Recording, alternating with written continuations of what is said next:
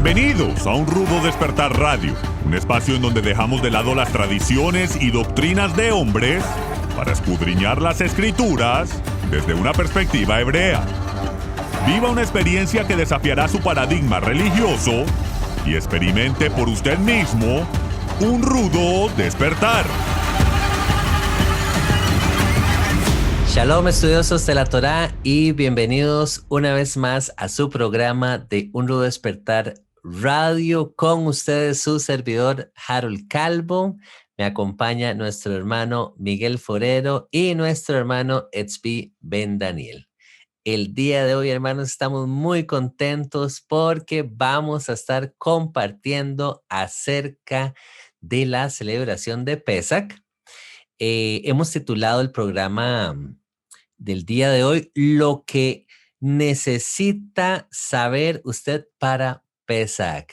Año con año son muchas las personas que se van añadiendo a la celebración de Pesach y como es natural, pues surgen consultas, dudas, preguntas: ¿cómo hacemos esto? ¿Cuándo lo hacemos? Esto sí se hace, esto no se hace. Y entonces decidimos pues compartir este espacio con ustedes. Esperamos sea de bendición, hermanos. Podemos celebrar Pesach en cualquier parte del mundo, fuera de la tierra de Israel. Realmente estamos guardando la Pascua. ¿Puede una persona no circuncidada guardar o celebrar Pesach? ¿Pueden los gentiles guardar, celebrar Pesach? Son algunas de las consultas que nos llegan y son algunos de los temitas o sí, consultas que vamos a estar desarrollando el día de hoy. Bueno, qué bendición poder compartir con ustedes, hermano Miguel, hermano Tzvi, shalom, shalom, bienvenidos. Bueno, shalom, querido Harold, Miguel y a todos los que nos escuchan. Muy entusiasmado de estar hoy aquí. Y sí, me gustaría dialogar sobre estas preguntas, no solo para los nuevos, también para aquellos que estamos hace muchos años en esto. ¿Cuáles son las cosas que aprendimos haciendo esto? Porque se hace año tras año lo mismo, son rituales que se están haciendo en realidad por miles de años a través de las generaciones, y muchas cosas continuaron de la misma manera y muchas cosas han cambiado, y dentro de nuestras propias tradiciones familiares, qué cosas vamos incorporando en este servicio, qué cosas hemos aprendido. Me parece que va a estar muy interesante. Bienvenido, hermano Miguel. Gracias, sí. Me parece tan interesante lo que acabas de decir, porque todos tendemos generalmente a buscar un formato y entonces a meternos en ese formato, en esa caja, y si no se hace así, casi que estamos pecando. No, realmente tú dijiste algo importante, y es que en el avance, en la práctica de este tipo de cosas se van añadiendo asuntos que tienen que ver, que tienen significado con la propia familia, con la cultura y demás. Entonces, bueno, creo que es una buena oportunidad para responder todas estas preguntas. ¿Con cuál arrancamos, Harold? Bueno, tal vez una que es así básica y surge muy, muy a menudo y todos los años es igual. La gente dice: ¿realmente estamos guardando el Pesach? ¿Cómo podríamos tal vez explicar esto? Esto surge porque cuando leemos la Parashá, por ahí nos encontramos en la Parashá: en el lugar donde Jehová ponga su nombre, entonces ustedes van a celebrar el Pesach, y no solo el Pesach, ¿sí? Ahí sabemos que hay otras fiestas, otras, se llaman reuniones o sí, festividades. Convocaciones, sí. Festividades en las cuales los varones israelitas tenían que subir propiamente a Jerusalén a guardar las fiestas, ¿sí? Entonces, a veces surge esa consulta: ¿estamos realmente guardando la Pascua?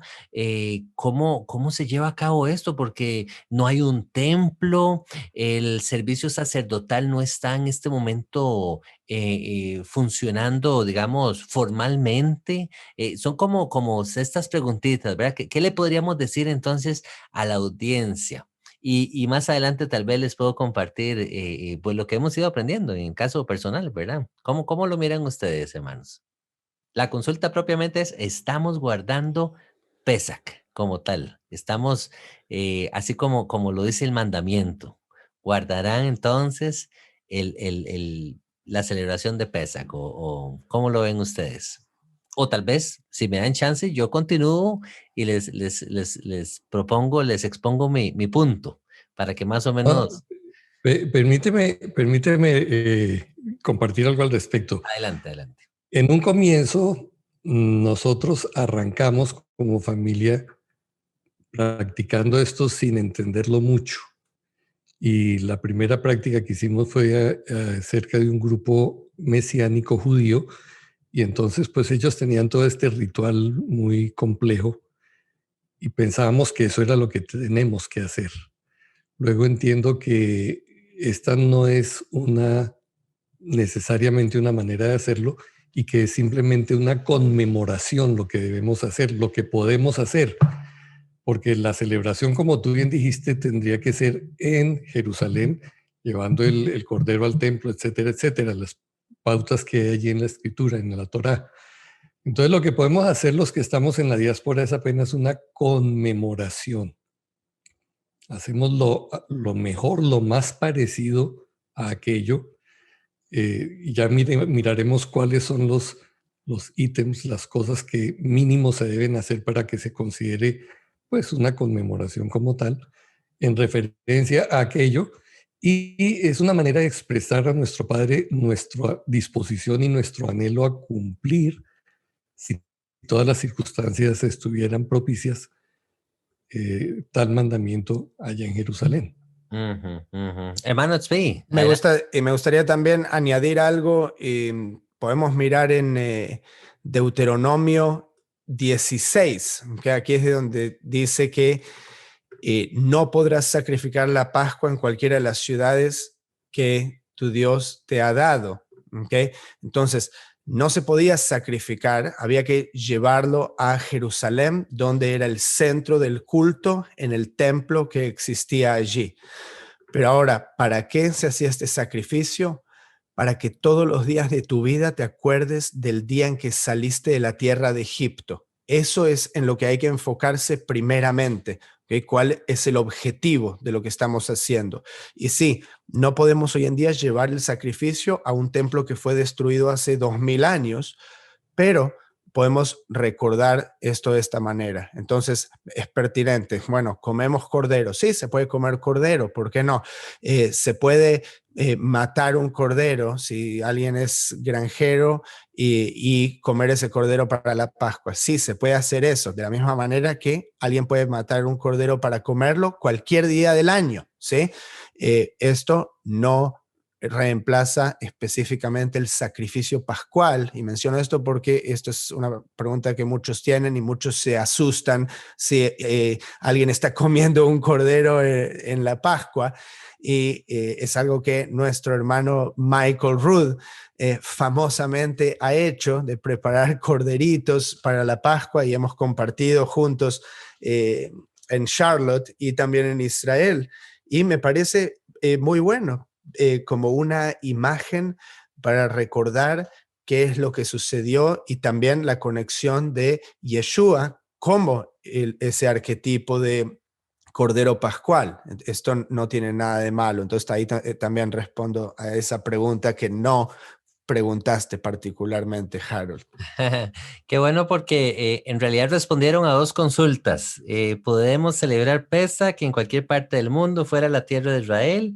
Y si realmente estamos guardando el Pesach. Aquí nada más para recapitular, me gustó esa observación del hermano Miguel. El hermano Michael también la destaca en ciertas enseñanzas, que no, él dice de la siguiente manera: no es que estemos guardando el Pesach como lo dicen las escrituras, sino que lo estamos recordando, dado que no podemos guardarlo per se por las condiciones que ya ustedes mencionaron, el tema del sacrificio del cordero, que no haya un templo, etcétera.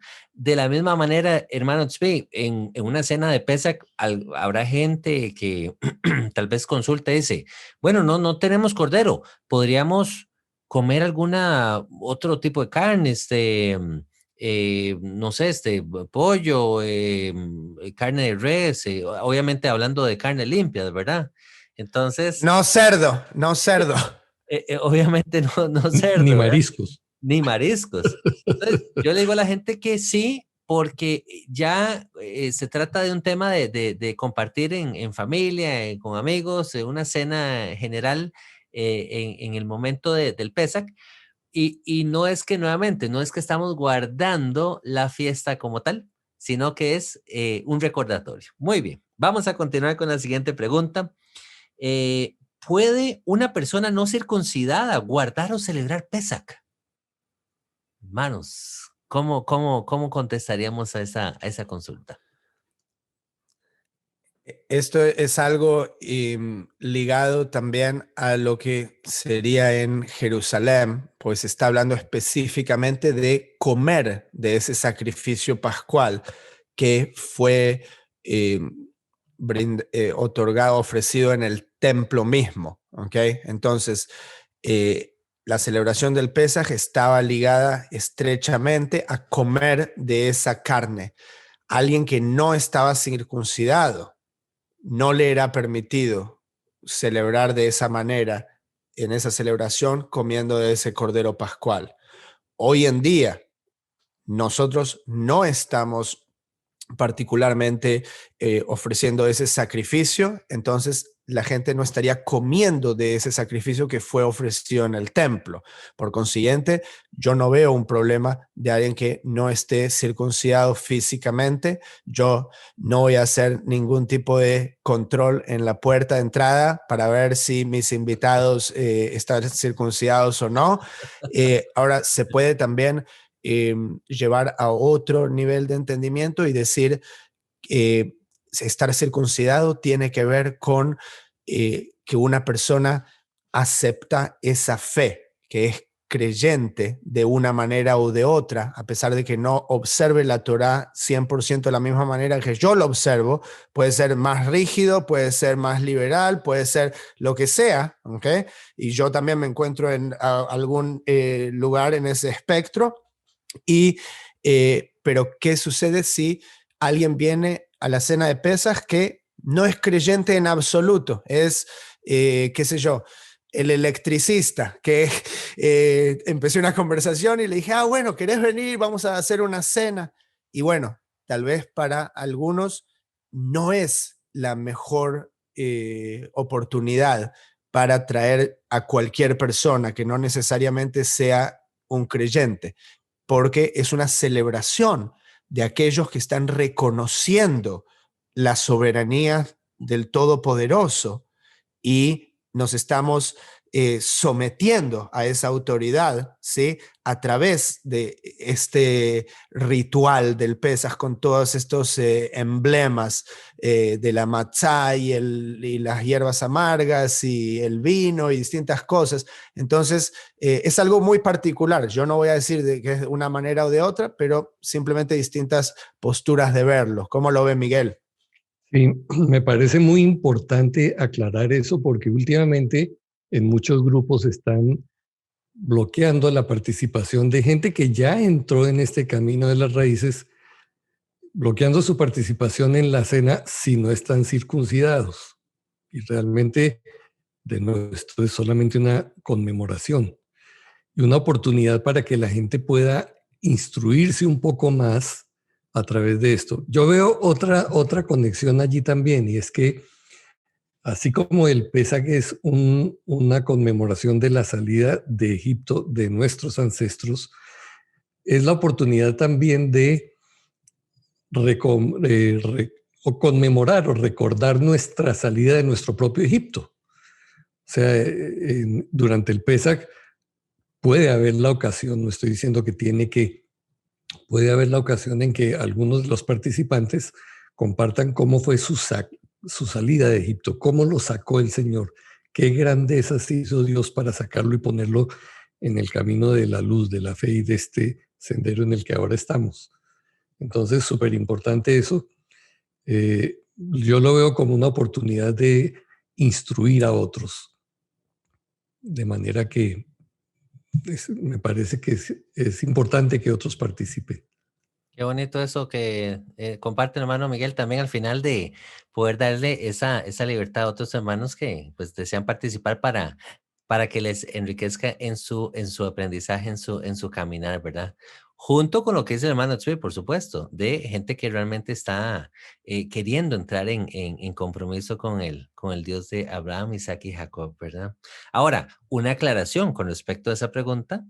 En tiempos mesiánicos, obviamente, sabemos que estaremos celebrando las fiestas del Altísimo y ya en esa época, estoy hablando a nivel profético, ¿verdad? A nivel futuro, restablecido el templo, restablecido el orden sacerdotal en Israel, etcétera, pues ya volvemos a retomar entonces las instrucciones de la Torá en términos de la circuncisión, ¿verdad? Es un tema interesante, pero al menos ese es mi criterio, esa es mi perspectiva, ¿verdad? Ya en Jerusalén, propiamente en la tierra de Israel, entonces ya en la era mesiánica, ya con templo y ya con sacerdocio, pues empezamos nuevamente a retomar el orden establecido en la Torá para poder celebrar las fiestas del Altísimo al 100%, ¿verdad? Muy bien. Tal vez aprovechando esa misma pregunta, teníamos la de pueblos gentiles, guardar, celebrar Pesach. Perdón, va como muy cerquita con la pregunta anterior, pero bueno, me gustaría tal vez sumarla. ¿Qué podríamos decir? Porque habrá gente que se asusta de primera entrada y tal vez hermanos cristianos que nos dicen, hermano, pero es que la fiesta de Pesach es para los israelitas, para los judíos. ¿Qué podríamos decir con respecto a esto, hermanos? ¿Qué respuesta compartirían ustedes? ¿Pueden los gentiles guardar, celebrar, conmemorar Pesach? Hoy en día, ¿cómo lo manejaríamos? Me parece, sí, te voy a dar una respuesta corta.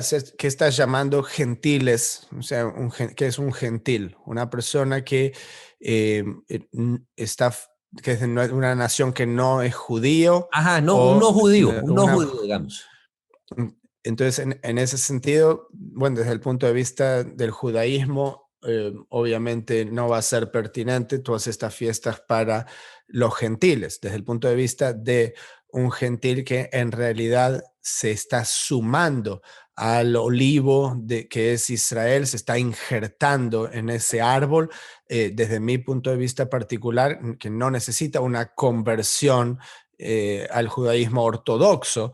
Entonces, desde ese punto de vista, ya esa persona obviamente va a estar bajo los preceptos de la celebración de Pesaj. Esa es la respuesta simple.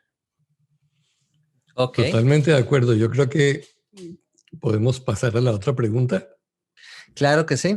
La otra consulta tiene que ver con el tema de la fecha. Y les hago la pregunta directamente. ¿Cuándo se celebra Pesach? El 14 de Aviv se nos menciona en la escritura. ¿A qué hora o en qué momento? Esto se los pregunto porque he escuchado posturas de personas que dicen, mira, es que el 14 empieza el día 13 al atardecer. Y como por ahí en la Torah nos encontramos entre atardeceres, está bien celebrar Pesach el día 13 ya pasando al día 14, porque ya estamos en el día 14, o es el 14 al final, o estamos en confusión porque es el 14 al final, pero ya estamos entrando al día 15. No sé si ustedes han escuchado esa consulta. Quisiera escuchar sus comentarios y qué dice la Torah con respecto a esto. Sí, bueno, sabemos que Pesaj es el 14 a la noche en el calendario bíblico y si se sigue la cronología de los eventos que sucedieron, van a ver que cuenta que inmediatamente después de esa cena de Pesaj, por así decirlo, se está comenzando el día 15, que es el día en que los hijos de Israel salen de Egipto. Ellos tienen esa cena, nunca se van a dormir. A la medianoche viene el ángel de la muerte para llevarse la vida de todo primogénito en Egipto, que no tenía la sangre sobre los marcos de la puerta. Y al día siguiente, o sea, la misma noche, los hijos de Israel salen de Egipto el día 15. ¿Okay? Es una confusión cuando se lee la traducción de entre los atardeceres y la gente empieza a especular acerca de qué significará, cuando en realidad quiere decir una hora de la tarde que está ya cercana al atardecer, cuando termina ese día. Por eso también otra conexión es que dice que se debe comer matzot por 7 días, desde el 14 al atardecer hasta el 20 al atardecer, 7 días, pero el 14, ¿qué atardecer? ¿El atardecer que comenzó el 14? Y no, obviamente, si la fiesta dura 7 días, es el atardecer que está empezando la fiesta, cuando ya termina el 14. ¿Okay? Entonces el atardecer tiene 2 fechas, el término del 14 y el comienzo del 15. ¿Okay? Ambos instantes suceden, hay una línea en algún momento del atardecer, de acuerdo al judaísmo, en el cielo, 2 o 3 estrellas, que serían los testigos, y ahí es cuando comienza. Y esto es solo para entender la fecha bíblica, pues luego ahora tenés qué fecha, pero de acuerdo a qué calendario vayas, que si ha visto la luna o si la conjunción o si la luna en Israel o el calendario de Qumran, y todo eso es un tema aparte que no sé si queremos tocar. Miguel. Tal vez por encima. Sí, creo que no vale la pena y ya tenemos programas sobre eso. Principalmente la confusión ha venido porque nosotros en nuestra mentalidad seguimos pensando todo el tiempo de acuerdo a la mentalidad del calendario solar y se nos crea una confusión en ese asunto de los atardeceres, porque en algunos países, incluso en Latinoamérica, el atardecer es antes de que se oculte, antes de que se vaya el sol, ¿cierto? Tipo 4 o 5 de la tarde ya lo llamamos atardecer. Exacto. Pero la definición de la escritura es más precisa respecto a la caída del sol.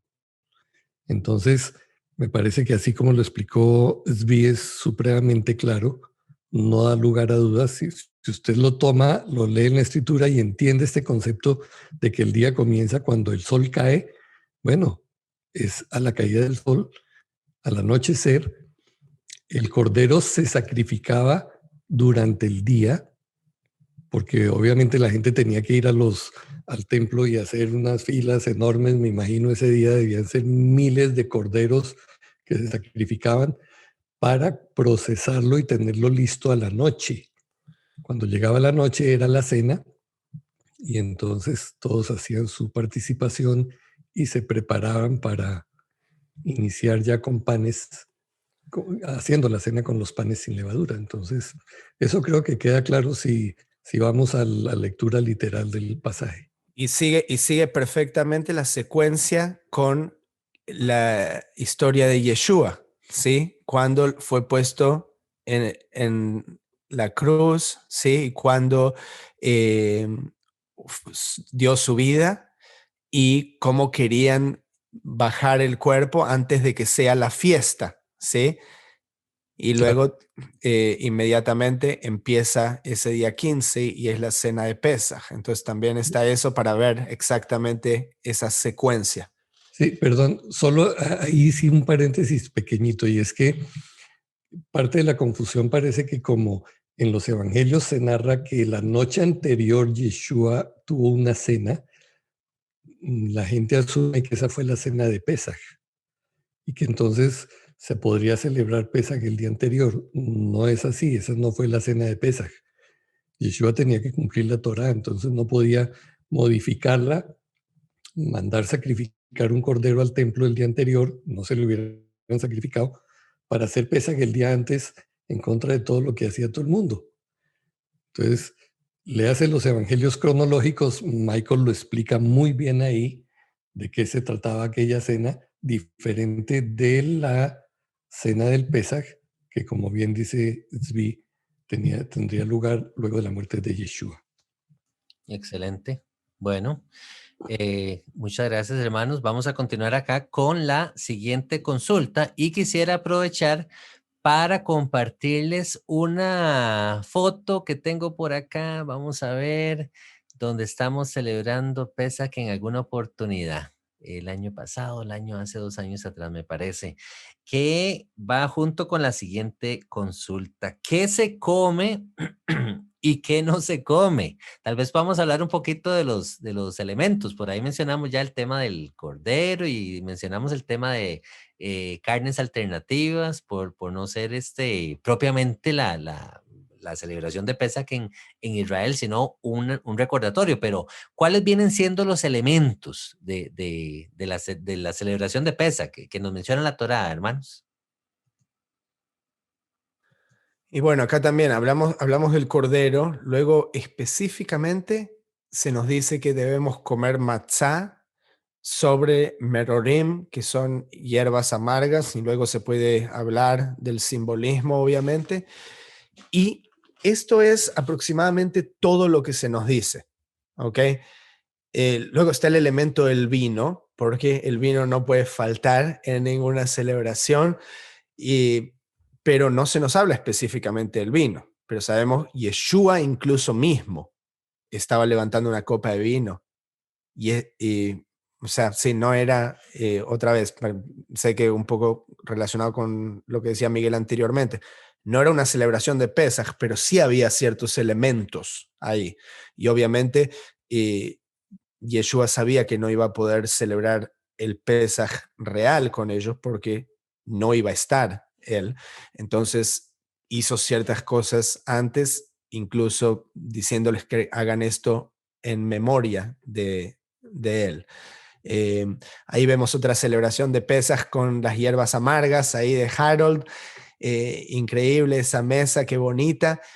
Y luego tenemos también muchísimos elementos tradicionales dentro del judaísmo que la gente también trata de adoptar, muchos dentro del movimiento de raíces hebreas, porque el judaísmo lo que hizo fue construir una especie de marco en esa tradición con el objetivo de que a través de hacer estas cosas se preserve lo que hay detrás de esas cosas, ¿okay? Lo que esas cosas representan.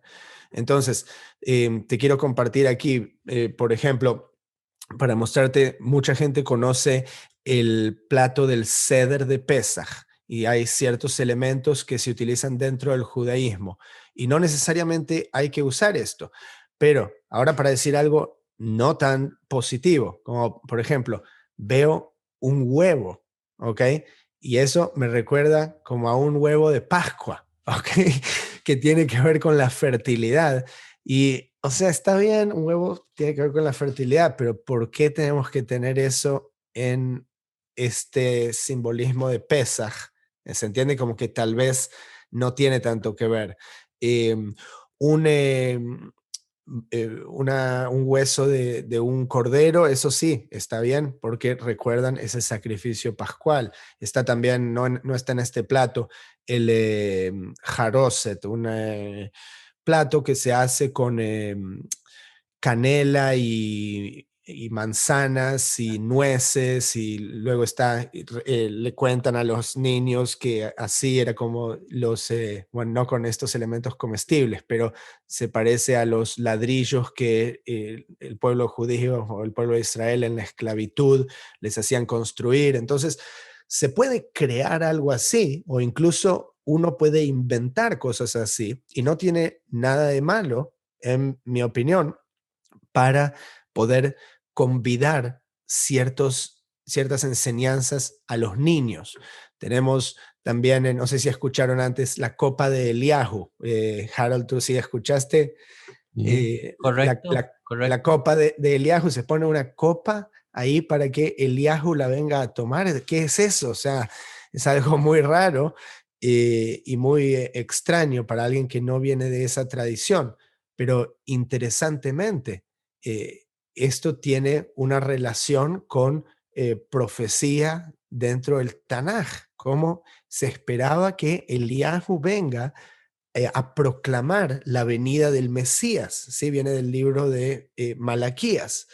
Y interesantemente, Yeshua también trae en los escritos del Nuevo Testamento eh, cierto simbolismo relacionado a esto, de si venía Eliahu, si había venido, si era Juan el Bautista.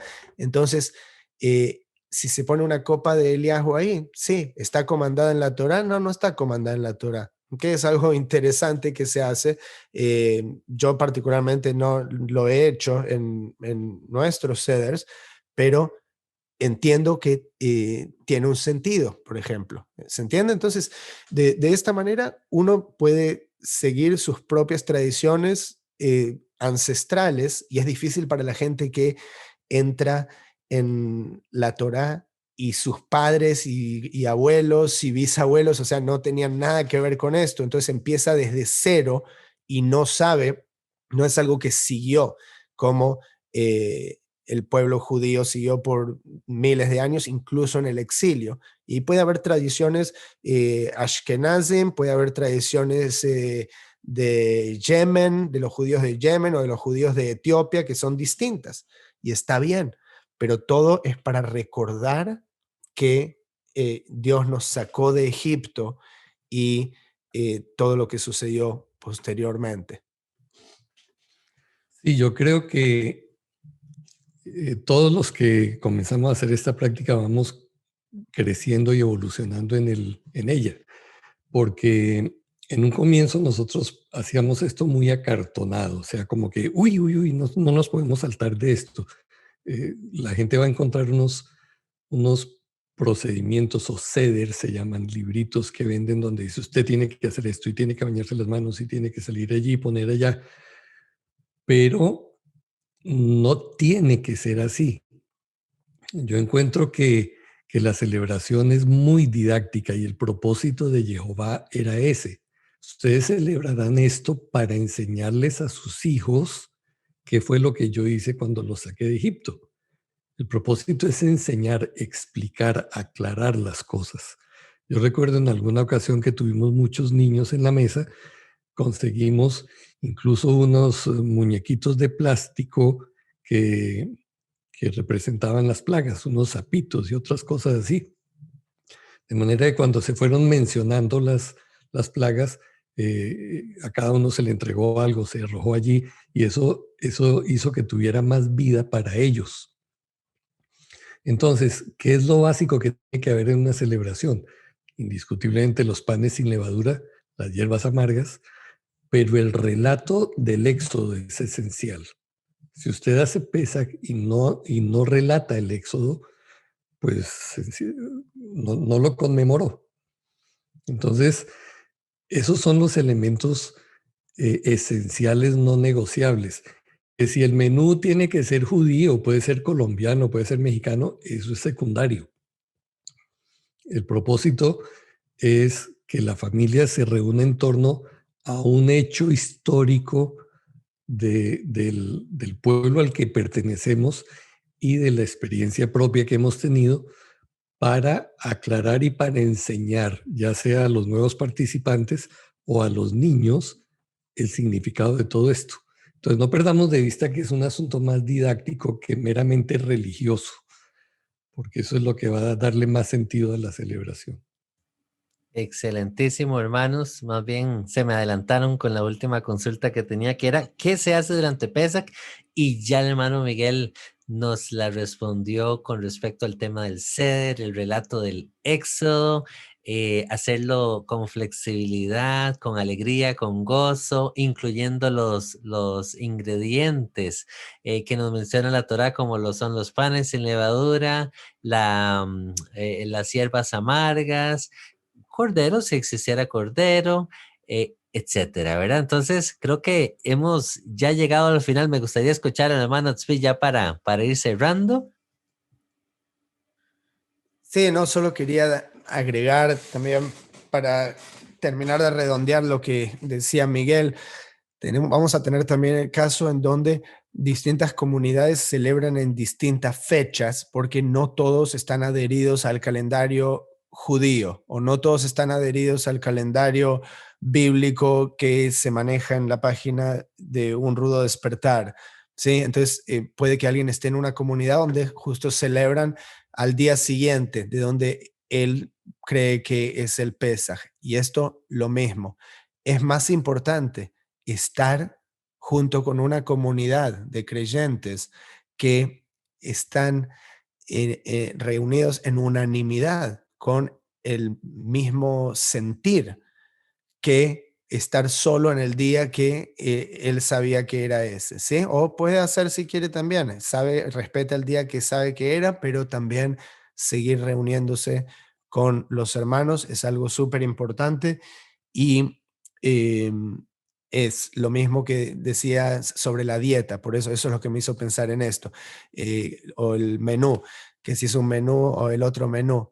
No, lo importante es que todos queremos comer kosher, ¿sí? En el sentido de bíblicamente puro para comer, ¿sí? No importa si es una comida o la otra, todos estamos de acuerdo que esto está permitido en la Torá. De la misma manera, unos pueden celebrar un día, unos pueden celebrar otro, y esto viene directamente de lo que dice Pablo, porque ya existía hace 2000 años, pero todos están observando ese día para el Creador, ¿sí? Entonces, esto es lo que quiero que le quede a la gente en mente a la hora de celebrar. Excelente. Hermano Miguel, ¿unas palabras finales?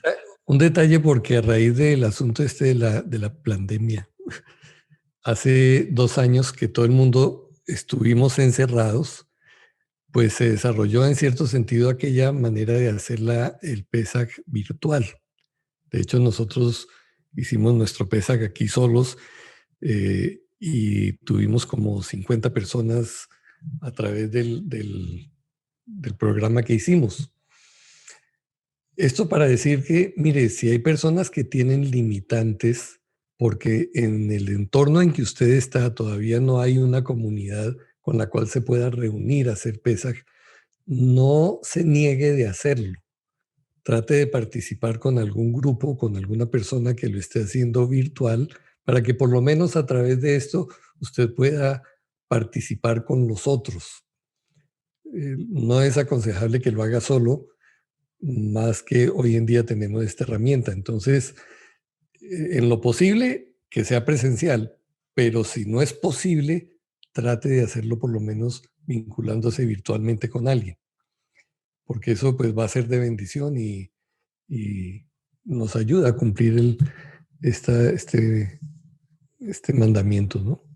Amén, así es. Bueno, hermanos, esperamos este programa haya sido de bendición para ustedes, les haya aclarado dudas. Nos gustaría escuchar sus comentarios. Déjenos saber, hermanos, dónde van a estar celebrando el Pesaj este año, con quién lo van a celebrar, cómo lo van a celebrar, alguna dinámica ahí creativa que quieran compartir en medio de los comentarios, también son bien recibidos. Muchas gracias, hermano Miguel, muchas gracias, hermano Etzpi, y a todos ustedes les celebramos una muy feliz fiesta de Pesaj y de panes sin levadura, y bueno, ya fiestas de la primavera, ¿verdad? Así que la pasen bien, hermanos, Jehová les bendiga, les guarde. Nos vemos hasta la próxima. Shalom, shalom.